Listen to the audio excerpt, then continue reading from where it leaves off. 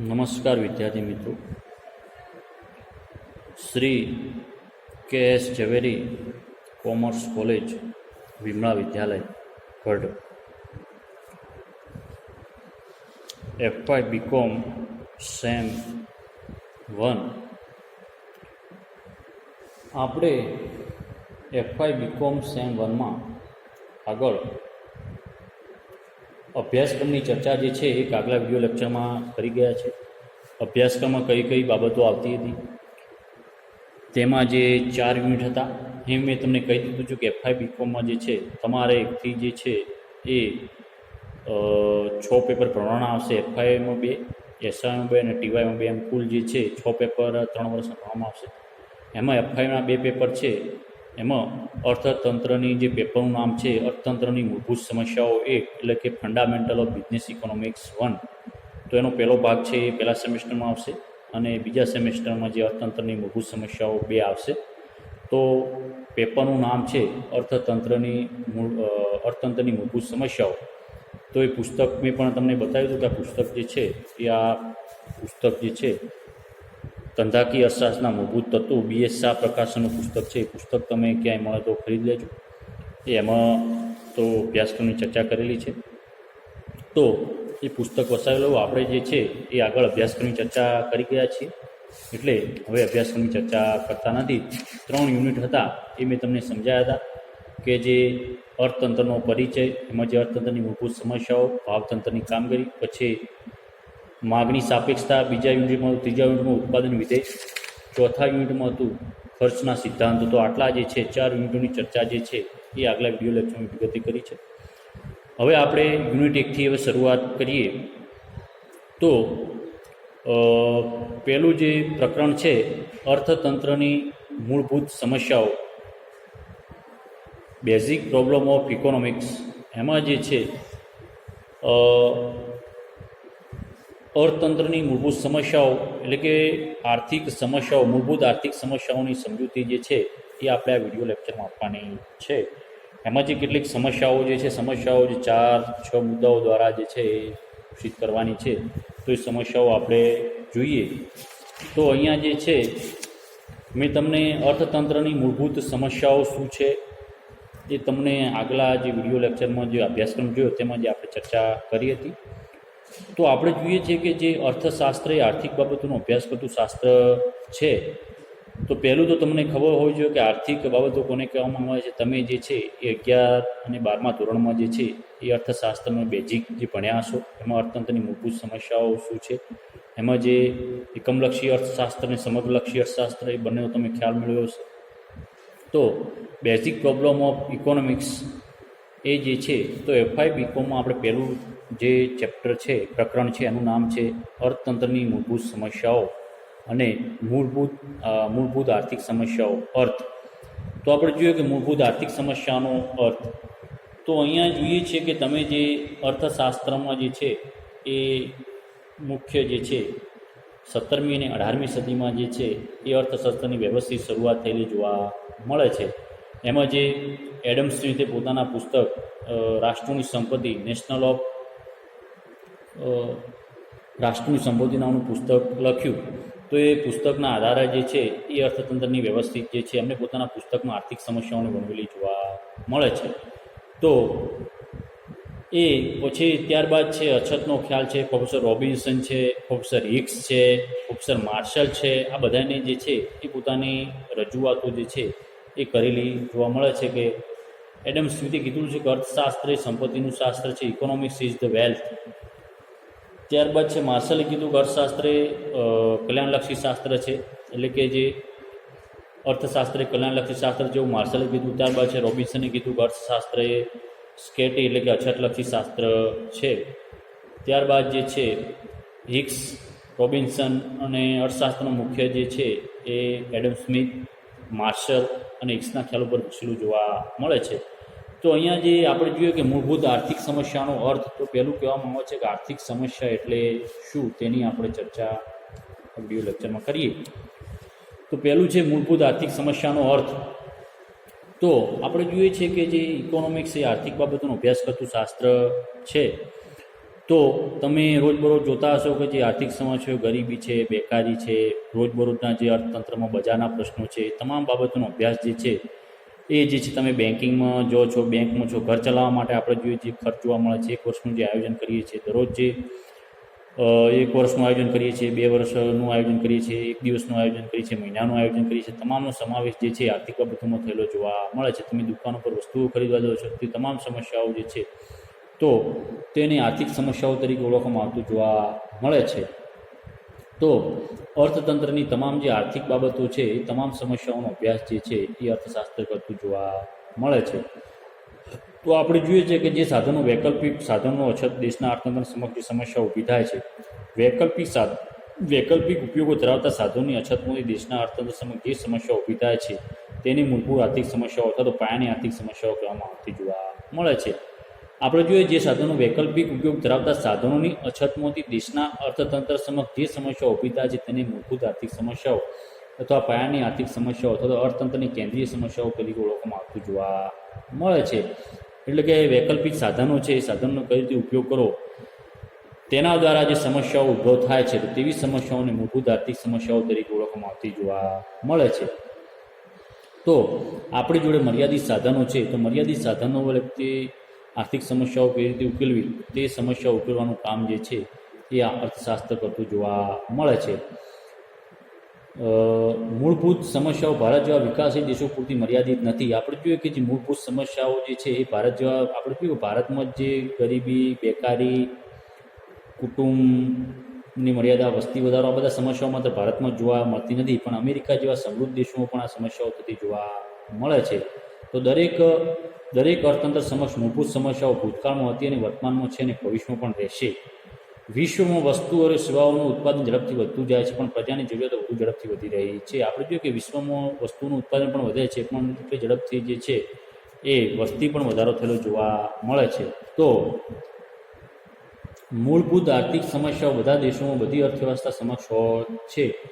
આપણે જોઈએ કે જે ભારત એવું જ નથી કે ભારતમાં જ મૂળભૂત આર્થિક સમસ્યાઓ જોવા મળે છે, વિશ્વના બીજા દેશોમાં પણ જે છે એ મૂળભૂત આર્થિક સમસ્યાઓ થતી જોવા મળે છે. તો અહીંયા જે છે એ મૂળભૂત આર્થિક સમસ્યાઓ કેટલીક આપેલી છે એ સમસ્યાઓ આપણે અહીંયા જોઈએ તો એ સમસ્યાઓ પરથી આપણે જે 6 આર્થિક સમસ્યાઓ મૂળભૂત આર્થિક સમસ્યાઓ આપી છે તો એનો આપણે અભ્યાસ કરીએ. પહેલું જે છે મૂળભૂત આર્થિક સમસ્યાઓની સમજૂતી. એમાં જે અહીંયા 6 સમસ્યાઓ આપેલી છે. એક તો જે છે કઈ વસ્તુનું ઉત્પાદન કરવું, કેટલા પ્રમાણમાં કરવું. પહેલી જે સમસ્યા છે કઈ વસ્તુનું ઉત્પાદન કરવું અને કેટલા પ્રમાણમાં કરવું. બીજું જે છે વસ્તુઓનું ઉત્પાદન કઈ રીતે કરવું, વસ્તુનું ઉત્પાદન કઈ રીતે કરવું કે કેવી ઉત્પાદન પદ્ધતિ અપનાવી. નંબર 3 છે લોકો વચ્ચે વસ્તુઓ અને સેવાઓની વહેંચણી કઈ રીતે કરવી. નંબર 4 છે શું સાધનોનો કાર્યક્ષમતાપૂર્વક ઉપયોગ થાય છે. નંબર 5 છે શું ઉપલબ્ધ સાધનોનો પૂર્ણતમ ઉપયોગ થાય છે. અને 6 છે શું અર્થતંત્રની ઉત્પાદન ક્ષમતા સતત વધે છે. તો આટલી જે 6 સમસ્યાઓ જે છે એ તમારે પરીક્ષામાં પૂછાય તો ગણવાની છે. તો આપણે આ વિડીયો લેક્ચરમાં જે છે 3 સમસ્યાઓ જોઈશું, પછી બીજા વિડીયો લેક્ચરમાં 3 સમસ્યાઓ જોયું, એમ કરીને કુલ 6 સમસ્યાઓ જે છે પરીક્ષામાં પ્રશ્ન વારંવાર પૂછાય છે. તો આ પ્રશ્ન ઉપર થોડું વધારે ધ્યાન આપશો અને થોડુંક જે ચર્ચા કરો એમાં થોડું વધારે ધ્યાન આપશો. તો પહેલું જે છે કઈ વસ્તુનું ઉત્પાદન કરવું અને કેટલા પ્રમાણમાં કરવું. પહેલો જે પ્રશ્ન જે છે કઈ વસ્તુનું ઉત્પાદન કરવું અને કેટલા પ્રમાણમાં કરવું. તો આ જે છે એ આ પહેલો જે છે એ મુદ્દો છે તો એની આપણે ચર્ચા કરીએ. પહેલું જે છે કઈ વસ્તુનું ઉત્પાદન કરવું ને કેટલા પ્રમાણમાં કરવું. તો કઈ વસ્તુનું ઉત્પાદન કરવું સાધનોની અછતમાં ઉદ્ભવતી પ્રથમ અગત્યની સમસ્યા છે. આપણે કહીએ કઈ વસ્તુનું ઉત્પાદન કરવું એ સાધનના અછતમાંથી ઉદ્ભવતી મુખ્ય સમસ્યા છે. સાધનોની અછત ન હોત તો લોકોની જરૂરિયાતો બધી જ વસ્તુઓને સેવાનું ઉત્પાદન કરી શકાયું હોત. આપણે જોઈએ કે જે સાધનોની અછત છે એટલે કે આપણે જે પૂરેપૂરા સાધનો મેળવી શકતા નથી તો અછતમાંથી જે છે એ કઈ વસ્તુનું ઉત્પાદન કરવું ને કેટલા પ્રમાણમાં કરવું. તો આપણે કઈ વસ્તુની પ્રથમ જરૂરિયાત છે એ જરૂરિયાતને આધારે જે છે એ વસ્તુનું ઉત્પાદન કરવામાં આવેલું જોવા મળે છે. બીજા શબ્દોમાં કહીએ તો સમાજે નક્કી કરવું પડે છે કઈ જરૂરિયાત સંતોષીની કઈ જરૂરિયાત ન સંતોષી. તો સમાજમાં કઈ વસ્તુની જરૂરિયાતની વધારે અગત્યની છે એ જરૂરિયાત જે છે એના આધારે જે છે ઉત્પાદન કરવામાં આવશે તો એ વસ્તુ જે છે એ વધારે સંતોષી શકાતું જોવા મળે છે. કઈ વસ્તુનું ઉત્પાદન કરવું એ નક્કી કર્યા પછી સમાજે નક્કી કરવું પડે છે કે કેટલા પ્રમાણમાં ઉત્પાદન કરવું. આપણે જોઈએ કે આપણે જે કઈ વસ્તુની વધારે જરૂરિયાત છે, ધારો કે કુટુંબ હોય તો કુટુંબમાં આપણે જોઈએ કે જે મનોરંજનના સાધનોની કેટલી જરૂરિયાત છે, ખાવાના સાધનોની કેટલી જરૂરિયાત છે, શિક્ષણ પાછળ બાળકોની કેટલી જરૂરિયાત છે. તો એ તમામ જરૂરિયાતો જે છે તો પહેલાં બાળકને શિક્ષણ, આપણે કુટુંબને ખાવાની વ્યવસ્થા કરશું, પછી બાળકોને શિક્ષણની વ્યવસ્થા કરીશું અને ત્યારબાદ જે છે મનોરંજન સાધનો છે એના પાછળ પૈસા વાપરતા જોવા મળે છે. તો આ રીતે જેમ દેશમાં પણ જે છે એ પ્રાથમિક જરૂરિયાતની વસ્તુ છે એ પ્રથમ પૂરી પાડવામાં આવતી જોવા મળે છે. તો એ રીતે કઈ વસ્તુનું ઉત્પાદન કરવું અને કેટલા પ્રમાણમાં કરવું તે નક્કી કરવામાં આવતું જોવા મળે છે. પછી કઈ વસ્તુનું ઉત્પાદન કરવું અને કેટલા પ્રમાણમાં કરવું તો એ પ્રથમ વસ્તુ જે છે. ત્યારબાદ છે કઈ વસ્તુનું ઉત્પાદન કરવું એ નક્કી કર્યા પછી સમાજે નક્કી કરવું પડે છે કેટલા પ્રમાણમાં ઉત્પાદન, એ નક્કી કર્યા પછી બીજું નક્કી કરવું છે કેટલા પ્રમાણમાં ઉત્પાદન કરવું. એ પણ એક અગત્યનો મુદ્દો છે. તો તે પણ જે છે એ ધ્યાનમાં રાખવામાં આવતું જોવા મળે છે.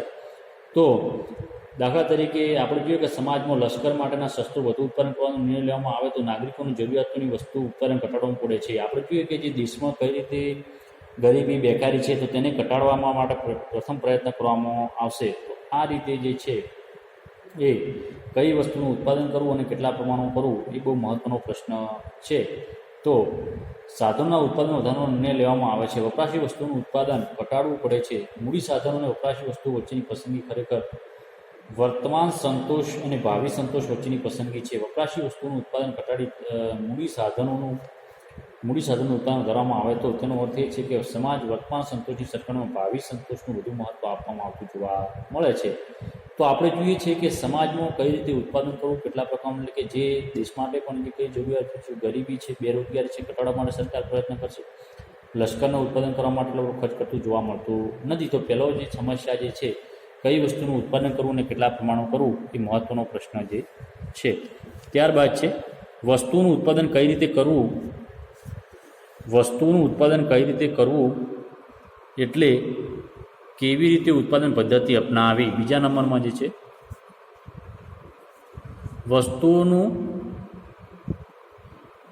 નંબર 2 વસ્તુનું ઉત્પાદન કઈ રીતે કરવું એટલે કે કેવી ઉત્પાદન પદ્ધતિ અપનાવી. વસ્તુનું ઉત્પાદન કઈ રીતે કરવું એટલે કે કેવી ઉત્પાદન પદ્ધતિ અપનાવી. વસ્તુઓનું ઉત્પાદન કઈ રીતે કરવું એટલે કે કેવી ઉત્પાદન પદ્ધતિ અપનાવી. આ બીજો જે પ્રશ્ન છે, બરાબર. વસ્તુનું ઉત્પાદન કઈ રીતે કરવું એટલે કે કેવી ઉત્પાદન પદ્ધતિ અપનાવી. નંબર 2 વસ્તુનું ઉત્પાદન કઈ રીતે કરવું એટલે કે કઈ ઉત્પાદન પદ્ધતિ અપનાવી. બીજા નંબરમાં જે છે એ સમસ્યા છે. તો બીજા નંબરમાં સમસ્યા છે કે વસ્તુઓનું ઉત્પાદન કઈ રીતે કરવું અને કેવી ઉત્પાદન પદ્ધતિ અપનાવી. એ પણ જે મહત્ત્વનો પ્રશ્ન જે છે. તો કઈ વસ્તુનું ઉત્પાદન અને કેટલા પ્રમાણમાં નક્કી થયા પછી સમાજે નક્કી કરવું પડે છે કઈ ઉત્પાદન પદ્ધતિ અપનાવી. દાખલા તરીકે કાપડનું ઉત્પાદન કરવા માટે આપણે જોઈએ કે કાપડનું જે ઉત્પાદન કરવામાં આવે છે એ મશીન દ્વારા થાય છે અને લોકોનો જે હાથ વણાટ દ્વારા, ગૃહ ઉદ્યોગો દ્વારા પણ થયેલું જોવા મળે છે. તો આપણે જોઈએ છે કે જો વ્યક્તિ, આપણે જોઈએ કે જે ભારતમાં જે છે એ શ્રમબળ વધારે છે અને મૂડી સાધનોનું પ્રમાણ ઓછું છે. તો બે રીતે જે છે, એક તો મૂડી પ્રધાન ઉત્પાદન પદ્ધતિ અને શ્રમ પ્રધાન ઉત્પાદન દ્વારા જે છે ઉત્પાદન કરવામાં આવતું જોવા મળે છે. આપણે જોઈએ કે ભારતમાં જે છે એ શ્રમિકનો પુરવઠો પુષ્કળ પ્રમાણમાં જે છે તો શ્રમ પ્રચુર દ્વારા ઉત્પાદન કરવામાં આવશે તો બધા જ લોકોને જે છે એ રોજગારી મળતી જોવા મળે છે. કારણ કે અને વિકસિત દેશોમાં જે છે શ્રમ પ્રધાન નથી, એટલે કે જે જાપાન છે, અમેરિકા છે, આ બધા દેશોમાં જે છે વસ્તીનું કે શ્રમ બળ ઓછું છે તો મૂડી પ્રધાન દ્વારા જે ઉત્પાદન કરવામાં આવશે તો એમને ફાયદો થતો જોવા મળશે. શ્રમ પ્રચુર એટલે કે જે શ્રમ દ્વારા ઉત્પાદન કરવામાં આવે છે, વ્યક્તિઓ દ્વારા જે ઉત્પાદન કરવામાં આવે છે અને શ્રમ પ્રચુર ઉત્પાદન. આપણે જોઈએ કે જે ઉત્પાદનના બે પ્રકાર જે છે, એક તો મૂડી પ્રધાન ઉત્પાદન પદ્ધતિ અને શ્રમ પ્રધાન ઉત્પાદન પદ્ધતિ. મૂડી પ્રધાન એટલે કે જે સાધનો દ્વારા જે ઉત્પાદન કરવામાં આવે છે તો તેવું જે છે એ મૂડી પ્રધાન ઉત્પાદન પદ્ધતિ તરીકે ઓળખવામાં આવે છે. અને શ્રમ દ્વારા જે ઉત્પાદન, કે લોકો દ્વારા જે ઉત્પાદન કરવામાં આવે છે તો તેને જે છે એ શ્રમ પ્રધાન ઉત્પાદન પદ્ધતિ તરીકે ઓળખવામાં આવતું જોવા મળે છે. આપણે જોઈએ છીએ કે જે ભારતમાં શ્રમનો પુરવઠો કે વ્યક્તિનું પ્રમાણ વસ્તી વધારો પ્રમાણ વધારે છે, વ્યક્તિનું પ્રમાણ શ્રમનું મજૂરોનું પ્રમાણ વધારે છે, તો ભારતમાં જે છે એ શ્રમિકો દ્વારા ઉત્પાદન કરવામાં આવતું જોવા મળે છે. એટલે શ્રમ પ્રધાન ઉત્પાદન પદ્ધતિ જે છે એ અપનાવવામાં આવેલી જોવા મળે છે. અને બીજા દેશોમાં જોઈએ